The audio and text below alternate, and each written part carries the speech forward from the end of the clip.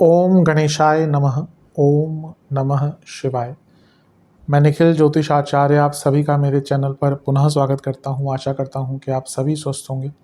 महादेव की कृपा आप सभी पर सदैव बनी रहे। कि वीडियो वृश्चिक यानी कि स्कॉर्पियो के लिए बहुत विशेष है, क्योंकि वीडियो है 15 से 21 सितंबर 2025 के साप्ताहिक राशिफल के बारे में। कैसा रहेगा आने वाला सप्ताह वृश्चिक के लिए। जो मेरा साप्ताहिक राशिफल होता है वो प्रमुखतः चंद्रमा और उनकी गति पर आधारित होता है। चंद्रमा एक बहुत विशेष ग्रह है। विशेषताएं तो चंद्रमा की बहुत है, लेकिन जब हम साप्ताहिक राशिफल की बात करते हैं तो पहला तो उनकी तेज गति, दूसरा उनका मन का कारक होना, तीसरा उनकी एक क्वालिटी की वो जिस भी भाव में जाते हैं, राशि में जाते हैं, ग्रहों के साथ संबंध संपर्क बनाते हैं, उनको बहुत एक्टिवेट कर देते हैं। इन सभी चीज़ों के कारण चंद्रमा का जो गोचर है पूरे हफ्ते में वो बहुत इंपॉर्टेंट हो जाता है। चंद्रमा के गोचर से जो उनके संबंध बनते हैं उसके कारण हमारे भावों, विचारों, मन, मस्तिष्क, ख्यालों, मूड्स और डे टू डे एक्टिविटीज़ पर बहुत इम्पैक्ट पड़ता है। और इसीलिए साप्ताहिक राशिफल बहुत इम्पॉर्टेंट हो जाता है। हमारा जीवन बहुत अंधकारमय है और आज के टाइम में ज्योतिष एक मात्र विद्या है जो हमें गाइडेंस दे सकती है। भले ही ये राशिफल एक सामान्य आधार पर दिए जाए, लेकिन डूज एंड डोंट्स के लिए, एक सामान्य गाइडेंस के लिए अवश्य बहुत उपयोगी होते हैं। यदि आपकी लग्न राशि या चंद्र राशि वृश्चिक है, दोनों ही गाइडेंस के लिए इस राशिफल को देख सकते हैं। जहाँ से आपको ज़्यादा सूट और रिलेट करता है वहाँ से इसको ऑब्जर्व कीजिए। व्यक्तिगत तौर पे मेरा मानना है कि लग्न से देखेंगे तो अच्छा है। इनकेस नहीं पता है आपको अपनी लग्न राशि, तो आप अपनी चंद्र राशि से भी इसको देख सकते हैं। शुरू करते हैं। चंद्रमा आपके अष्टम भाव यानी कि मिथुन में आ जाएंगे।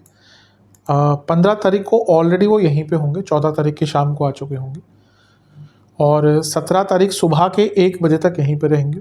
इसी दिन 15 को ही बुध का गोचर हो जाएगा, वो आगे चले जाएंगे कन्या में, और शुक्र भी 15 तारीख को ही आपके 10वें घर में यानी कि सिंह में आ जाएंगे। चंद्रमा का अष्टम में आना कोई बहुत विशेष नहीं होता। यहाँ पे वो बृहस्पति के साथ हैं, गजकेसरी योग अवश्य बन रहा है, लेकिन चंद्रमा जब भी अष्टम में जाते हैं तो थोड़ी प्रॉब्लम क्रिएट होती है। अच्छी चीज़ ये है कि चंद्रमा लक्ष्मी स्थान के स्वामी हैं, गुरु एक लक्ष्मी स्थान के स्वामी हैं और गुरु धन स्थान के स्वामी भी हैं। और इन दोनों का अष्टम में मिलन अचानक से बड़े धन की प्राप्ति की ओर इशारा करता है। तो हफ्ते के शुरुआत में ही धन के दृष्टिकोण में बहुत अच्छा समय है। पैतृक संपत्ति से कुछ लाभ, घर वालों से कुछ लाभ, गुप्त धन, विदेश से लाभ, अचानक से बड़ा लाभ, स्पेकुलेटिव मार्केट से लाभ हो सकता है। लेकिन क्योंकि चंद्रमा अष्टम भाव में बहुत स्ट्रांग नहीं होते, अष्टम भाव में विचलित होते हैं, ऊपर से यहाँ पर राहु का प्रभाव भी है, इसलिए मानसिक दृष्टिकोण से टाइम बहुत अच्छा नहीं रहेगा। बहुत ज़्यादा ओवर थिंकिंग, नेगेटिव थिंकिंग, जो एक होता है कि हाइपोथेटिकल सिचुएशन बनाना, वो आप करेंगे। मन एक जगह पर एकाग्रचित हो ही नहीं पाएगा। और जब हम ऐसा हमारे साथ होता है तो हम क्या करते हैं, हम गलतियां बहुत करते हैं। तो थोड़ा सा शांत रहिएगा, मन पर कंट्रोल कीजिएगा। यहाँ से चंद्रमा और गुरु वाणी के स्थान को भी देख रहे हैं, तो वाणी पर भी नियंत्रण। जब मन एकाग्रचित नहीं, अभी हमने बात करी, पता ही नहीं कि मन को कैसे संयमित करें, तो फिर उसका प्रभाव वाणी पर भी पड़ता ही, और यहाँ से तो वाणी के स्थान पर पड़ रहा है। तो यहाँ पे क्या होना, व्यक्ति को चुप ही रहना चाहिए, क्योंकि वो जितना बोलेगा उतना ही प्रॉब्लम बढ़ेगी। तो बेटर है हफ्ते का शुरुआती भाग एकाग्रचित होकर बिताइए, सिंपल होकर बिताइए, झगड़े ना किसी से, आर्ग्यूमेंट्स ना करें। यही आपको थोड़ा सा बचा लेगा। अचानक से धन आ सकता है, लेकिन बाकी सारी चीज़ें बहुत अनिश्चित दिख रही हैं। नवांश कुंडली बता रही है कि थोड़ा झगड़ा हो सकता है आसपास के लोगों से, करियर में भी और पर्सनल लाइफ में भी। बिजनेस में बहुत ओवर एक्साइटमेंट दिख रही है, इसलिए कुछ अलग ना करें, नुकसान होगा। जहाँ तक कार्य क्षेत्र की बात है, यहाँ पे ठीक है, लेकिन यहाँ पे भी कहूँगा झगड़ा आदि किसी से ना मोल लीजिएगा। लव लाइफ मैच्योरिटी के साथ चीज़ों को हैंडल करना पड़ेगा, वरना दिक्कत होगी। वैवाहिक जीवन बातचीत करेंगे तो पुरानी प्रॉब्लम सॉल्व हो सकती है, लेकिन एक ओपन माइंड के साथ बातचीत करनी होगी। केवल आरोपीकरण ही अगर करना है तो बिल्कुल बातचीत मत कीजिएगा। स्टूडेंट्स की जहाँ तक बात है, पुरानी चीज़ें बहुत तंग करेंगी, यानी कि पुराने फेलियर्स बहुत तंग करेंगे और एक अकेलेपन का एहसास रहेगा। सेहत के दृष्टिकोण से इन्फेक्शंस और पेट के रोग, बॉडी में इंडाइजेशन बहुत रहेगा। इंटेस्टाइन से संबंधित प्रॉब्लम तंग कर सकती है। सर्वाष्टक में आपका अष्टम ही बली है। धन तो आ सकता है लेकिन मन बहुत अशांत रहेगा। 17 तारीख सुबह के 1 बजे चंद्रमा नवम भाव में आ जाएंगे, यानी कि कर्क में, और 19 तारीख सुबह के 8 तक यहीं पर रहेंगे। इसी दिन सूर्य का गोचर भी हो जाएगा और वो आपके 11वें घर में चले जाएंगे। चंद्रमा का नवम में आना अच्छा ही होता है, और यहाँ पे तो स्वराशि में है, अपनी खुद की राशि में है, तो ये टाइम बहुत अच्छा है रहेगा। हफ्ते के मध्य भाग से अगर हम कंपेयर करें तो शुरुआती भाग से कंपेयर करें तो मध्य भाग काफ़ी अच्छा रहेगा। अष्टम की अनिश्चितता निकल गई, चंद्रमा स्वराशि के हो गए, राहु के प्रभाव से हट गए, तो यहाँ पे भाग्य का भी साथ मिलेगा, सकारात्मकता भी रहेगी। यहाँ से चंद्रमा स्ट्रॉन्ग होकर तीसरे घर को देख रहे हैं, यानी कि कॉन्फिडेंस, अपने ऊपर विश्वास, पराक्रम, जीवन आगे बढ़ेगा, भाग्य का बहुत साथ मिलेगा, कोई सकारात्मक न्यूज़ आएगी और माइंडसेट बहुत पॉजिटिव रहेगा। तो हफ्ते का मध्य भाग आपके लिए काफ़ी अच्छा दिख रहा है। नवांश कुंडली भी यही बता रही है कि कोई बहुत अच्छी न्यूज़ आ सकती है जिसका वेट कर रहे थे, या अदरवाइज भी कोई अच्छी न्यूज़ आ सकती है जो आपको बहुत प्रसन्न कर दे। दशांश कुंडली कार्य क्षेत्र में थोड़ा बॉसेस से बच के रहेगा, वरना तो ठीक है। बिजनेस में बहुत नई पॉसिबिलिटीज खुल सकती हैं। लव लाइफ,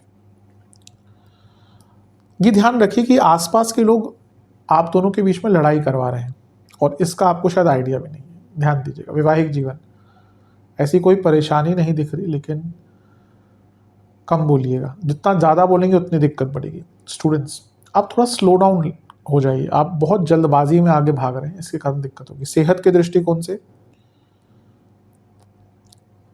कफ रोग रहेंगे, गले के रोग रहेंगे, जोड़ों का दर्द, सर्वाष्टक फिर से अष्टम बली है। बस थोड़ा सा अपने बॉसेस और अपने बड़ों से थोड़ा बनाकर रखिएगा, वरना ठीक है। 19 तारीख सुबह के 8 बजे चंद्रमा आ जाएंगे आपके 10वें घर में, यानी कि सिंह में, और सप्ताह के अंत तक यहीं पर रहेंगे। चंद्रमा का 10वें घर में आना भी अच्छा होता है।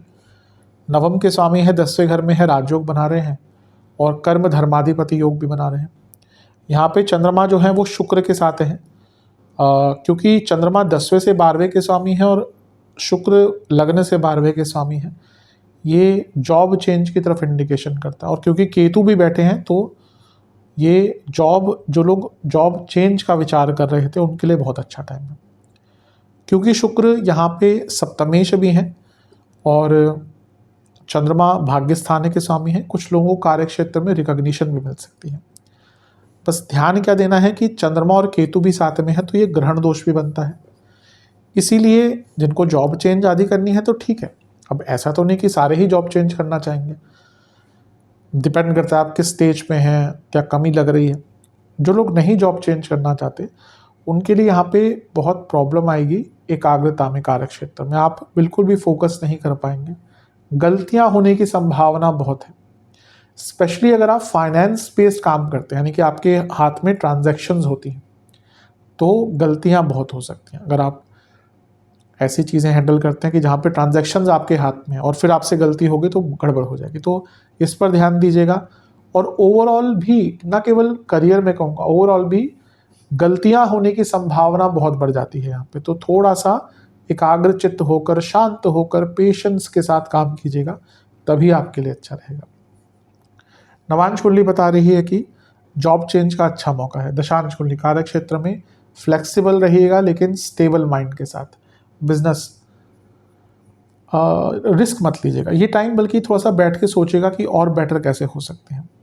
लव लाइफ, हर चीज़ पर रिएक्ट मत कीजिएगा वरना बहुत दिक्कत होगी। वैवाहिक जीवन में थोड़ा नयापन लाइए, बहुत बोरिंगनेस दिख रही है। स्टूडेंट्स, आपको अपने ऊपर विश्वास बढ़ाना पड़ेगा वरना दिक्कत होगी। सेहत के दृष्टिकोण से हड्डियों के रोग, इन्फेक्शंस और जिनको डायबिटीज़ है दिक्कत बढ़ेगी। सर्वाष्टक में आपका तीसरा घर बली, हफ्ते का अंतिम भाग कुछ नई शुरुआत, कुछ नए मौके अवश्य लेकर आएगा। उपाय के स्वरूप में बजरंग बाण का एक बार पाठ करके बजरंग बली को लड्डुओं का भोग लगाइएगा। आशा करता हूँ कि वीडियो काम आएगा। चैनल पर नए हैं सब्सक्राइब कीजिए, वीडियो को लाइक कीजिए। मिलता हूँ मैं आप सभी से अगली वीडियो में, तब तक के लिए ओम नमः शिवाय।